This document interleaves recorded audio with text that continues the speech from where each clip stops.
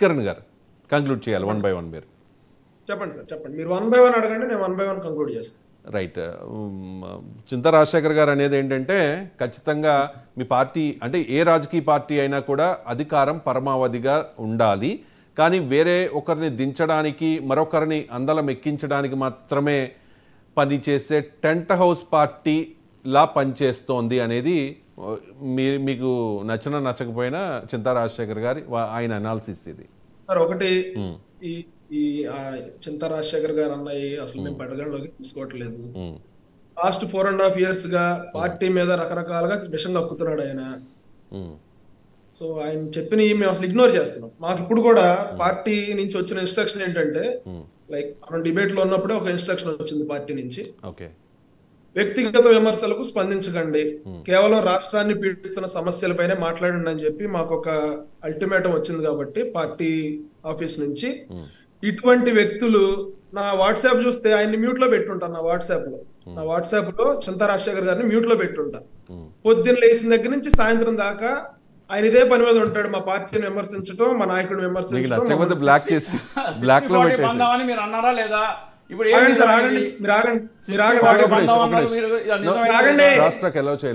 ఒక నిమిషం ఆయన ఆన్సర్ చేస్తారు. మాట్లాడినప్పుడు నేనేం మాట్లాడలేదు కదా. మీదే టైం ప్లీజ్.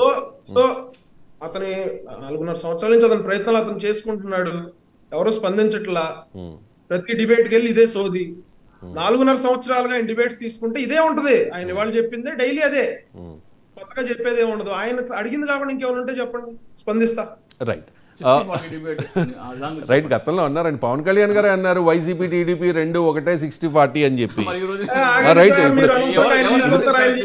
రెండు పెద్ద పార్టీలు ఉన్నప్పుడు ఇద్దరు కలిసి వెళ్తారని చెప్పాను నేను 2019 లో చెప్పారులే, జ్యోతిష్యం చెప్పుకోండి. ఇప్పుడు తెలంగాణలో ఒక చోట కూడా డిపాజిట్ రాదని చెప్పా. ఎవరు ఆన్సర్స్ కరెక్ట్ అయింది? తెలంగాణలో ఒక దాంట్లో డిపాజిట్ రాదని చెప్పా, ఆ ఆన్సర్స్ కరెక్ట్ అయింది. రైట్. ఒక నిమిషం అండి. నో మీరు అబ్జెక్ట్ చేస్తున్నారు కాబట్టి నేను మీకు మిమ్మల్ని నేను కంపెల్ చేయను.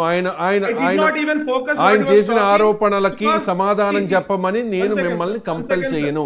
మీరు అబ్జెక్ట్ చేస్తున్నారు కాబట్టి నా ప్రశ్న వినండి ఒకసారి. నిన్నటి భేటీలో నేను అసలు ఆయన చెప్పేది ఏం ఫోకస్ కూడా చేయలేదు ఆయన చెప్తున్నప్పుడు. ఎందుకంటే ఆయన ఏం చెప్తాడు నాకు తెలుసు కాబట్టి. 4.5 సంవత్సరాలుగా ఆయన ప్రయత్నానికి అంటే ఒకటి, ఆయన ప్రయత్నానికి అయితే నేను అభినందిస్తున్నా. ఆయన ప్రయత్నానికి అయితే నేను అభినందిస్తున్నా. ఇప్పుడు మీరు అడగాల్సింది అడగండి. ఓకే. నిన్న అంటే రెండు మిత్రపక్షాల మధ్య భేటీ జరగడం పెద్ద విషయం ఏమీ కాదు. ఫస్ట్ టైం మీట్ అయితే అది విషయం, కానీ నోవాటల్కి వచ్చారు కదా చంద్రబాబు నాయుడు గారు అప్పుడు, పవన్ కళ్యాణ్ గారు వైజాగ్ నుంచి వచ్చినప్పుడు. అది సెన్సేషనల్, ఎందుకంటే ఫస్ట్ టైం ఆయన రావడం. కానీ ఇప్పుడు రావడం పెద్ద వార్త కాకపోయినప్పటికీ పవన్ కళ్యాణ్ గారి ఇంటికే చంద్రబాబు నాయుడు గారు రావడం అనేది ఒక ఇంట్రెస్టింగ్ టాపిక్. దాంతోపాటుగా ఏమేం నిర్ణయం తీసుకున్నారు అని, ఎన్నికలకి ఇంకా టైం లేదు, మార్చిలో ఎలక్షన్స్ వచ్చేస్తున్నాయి, ఏప్రిల్ అనుకుని మీరు పని చేయొద్దు అని చెప్పి చంద్రబాబు నాయుడు గారు క్యాడర్కి పదే చెప్తూ ఉన్నారు. ఒకవైపు ఇవాళ యువగళం పాదయాత్ర ముగిసింది ఆల్రెడీ. ఎల్లుండి దీనికి సంబంధించిన ఒక కీలకమైన సభ ఎక్కడ భోగాపురం దగ్గర సభకు కూడా ఏర్పాట్లు చేశారు. ముందుగా పవన్ కళ్యాణ్ గారు ఆ సభకి రాబోతూ ఉన్నారు. ఆ సభలో పవన్ కళ్యాణ్ అండ్ నారా లోకేష్, చంద్రబాబు నాయుడు ఈ ముగ్గురు కూడా ఒకే వేదికను పంచుకోబోతూ ఉన్నారనే ప్రచారం పెద్ద ఎత్తున జరిగింది 2 పార్టీలు సోషల్ మీడియాలోనూ. కానీ పవన్ కళ్యాణ్ గారు ఆ సభకు వెళ్ళడం లేదు.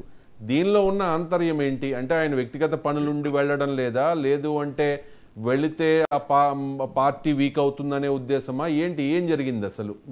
దాని గురించి ఏదైనా క్లారిటీ ఇవ్వగలుగుతారా సార్? ఒకటి, లోకేష్ గారి పాదయాత్రలో ఏ నియోజకవర్గానికి వెళ్ళినా మా పార్టీ తరపు నుంచి మా లోకల్ ఇన్ఛార్జ్, మా కార్యకర్తలు, మా నాయకులు అందరూ కూడా పార్టిసిపేట్ చేస్తా ఉన్నాం. నేను కూడా 3 రోజుల పాటు నారా లోకేష్ గారితో పాదయాత్రలో నేను తిరిగాను, వెరీ క్లోజ్ గా తిరిగాను. నేను పిఠాపురం నియోజకవర్గం ఎంట్రీ దగ్గర నుంచి తుని కాన్స్టిట్యున్సీ ఎంట్రీ వరకు నేను ఆయనతో పాటే ఉన్నాను, ఆయనతో పాటు తిరిగాను. అయితే ప్రతి కాన్స్టిట్యున్సీలో మా శ్రేణులందరూ మద్దతు తెలుపుతా ఉన్నారు. మా పార్టీ వారాహి మీటింగ్స్ కూడా వైఎస్ఆర్సీపీ నాయకులు అవనగడ్డలో, పెడన్లో వాళ్ళు కూడా జెండాలు పట్టుకుని వచ్చి పవన్ కళ్యాణ్ గారికి మద్దతు తెలిపారు. టీడీపీ వాళ్ళు టీడీపీ వాళ్ళే, టీడీపీ అన్నారు ఇప్పుడు మీరు వైసీపీ పొరపాటు. Okay okay okay okay subject correct. కాదు, రమ్మంటే వస్తారు వాళ్ళు. మీరు వస్తారు సార్, ఆల్రెడీ వచ్చేస్తున్నారు సార్. సార్ సర్పంచులు, వార్డు మెంబర్లు అందరూ కండవాలు లేకుండా వస్తున్నారు, వాళ్ళకి తెలియట్లేదు. ఓకే మేము చెప్తున్నాం కదా, వచ్చి మాతో మాట్లాడుతున్నారు వాళ్ళు. మేము వచ్చేస్తాం బాబు, మా నిధులు తినేశారు, మా డబ్బులు రావట్లేదు, మా బిల్లులు రావట్లేదు. ఆయన ఏదో ఎలక్షన్ నోటిఫికేషన్ ఏదైతే వచ్చిందో వచ్చిన మరుక్షణమే వైఎస్ఆర్సీపీ నుంచి గంపగొత్తగా జాయినింగ్స్ ఉంటాయి జనసేనలోకి, టీడీపీలో. రైట్ అండి. అయితే ఇప్పుడు పవన్ కళ్యాణ్ గారు వైజాగ్ యువగళం ముగింపు సభకి వస్తారనేది అయితే మా అధిష్టానం నుంచి గాని, మా పార్టీ ఆఫీస్ నుంచి గాని ఎటువంటి కమ్యూనికేషన్ అయినా ఉందా? లేదు. అఫీషియల్ గా ఇంకా ఏమీ నిర్ణయం తీసుకోలేదు. సోషల్ మీడియాలో వచ్చే ప్రచారాలని నమ్మవద్దని చెప్పి మేము మా కార్యకర్తలకి చెప్తాం.